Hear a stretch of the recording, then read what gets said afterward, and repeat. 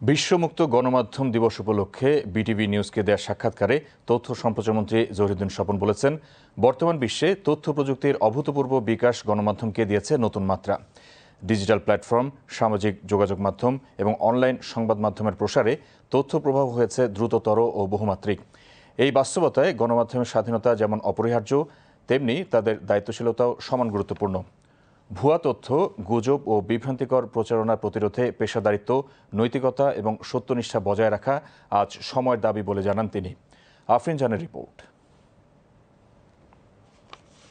তথ্য সম্প্রচার মন্ত্রী জহিরুদ্দিন স্বপন বলেছেন, ত্রয়োদশ জাতীয় সংসদ নির্বাচনে স্বাধীন গণমাধ্যম প্রতিষ্ঠাই ছিল তার সরকারের অন্যতম নির্বাচনী প্রতিশ্রুতি। সেই প্রতিশ্রুতি বাস্তবায়নের প্রধানমন্ত্রী তারেক রহমানের নির্দেশনা অনুযায়ী ইতোমধ্যে সংশ্লিষ্ট সবাইকে সঙ্গে নিয়ে কাজ করছেন তিনি।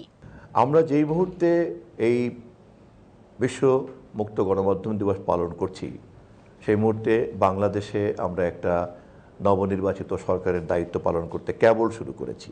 একথা ঠিক যে অবাধ তথ্য প্রবাহের একটা চ্যালেঞ্জ সবসময় আমাদের দেশে ছিল, কিন্তু আমরা একটা মুক্ত গণমাধ্যমের প্রতিশ্রুতি দিয়ে ক্ষমতায় এসেছি।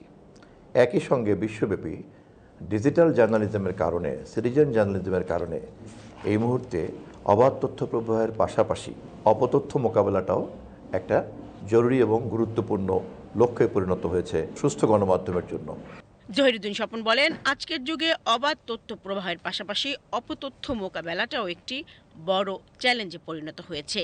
বিশ্বব্যাপী অবাধ তথ্য প্রবাহের কাজ এবং দায়িত্বশীল গণমাধ্যম হিসেবে জনগণকে অপতথ্যের হাত থেকে সুরক্ষা দেওয়াটাও একটি দায়িত্বে পরিণত হয়েছে। এই দুটি বিষয়ে একই সঙ্গে কাজ করতে চান বলে জানান তথ্য ও সম্প্রচার মন্ত্রী। অপতথ্যের এই আক্রমণ আমাদের দেশেই সবচেয়ে বেশি, এমনটা ভাবা ভুল হবে। এটি যেদিন থেকেই ইন্টারনেট উত্তর গণমাধ্যম জগৎ প্রবেশ করেছে, তখন থেকেই ডিজিটাল প্ল্যাটফর্মে এটি একটি নতুন ডিজিটাল হ্যাজার্ড হিসাবে আমাদের মধ্যে হাজির হয়েছে। আমাদেরকে জানতে হবে যে এই ডিজিটাল অ্যাডভান্টেজের সাথে এই ডিজিটাল হ্যাজার্ড সহ আমরা কেমন করে বাস করব, এবং সে কারণেই আমাদেরকে ডিজিটাল হ্যাজার্ড ম্যানেজমেন্টের উপরে গুরুত্ব দিতে হবে।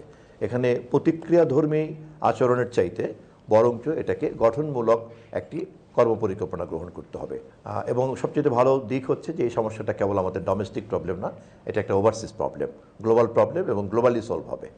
তিনি বলেন, বিশ্বব্যাপী ডিজিটাল ও সিটিজেন জার্নালিজমের কারণে এই মুহূর্তে অবাধ তথ্য প্রবাহের পাশাপাশি অপতথ্য মোকাবেলাটাও একটি গুরুত্বপূর্ণ লক্ষ্যে পরিণত হয়েছে।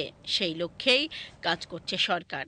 আমাদেরকে অবাধ তথ্য প্রবাহের কাজ এবং দায়িত্বশীল গণমাধ্যম হিসাবে জনগণকে অপতথ্যের হাত থেকে সুরক্ষা দেওয়াটাও একটি দায়িত্বে পরিণত হয়েছে। আমরা একই সঙ্গে দুটি কাজ করতে চাই।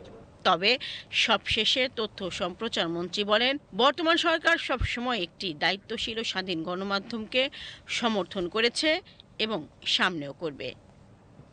আফরিন জাহান, বিটিভি নিউজ, ঢাকা।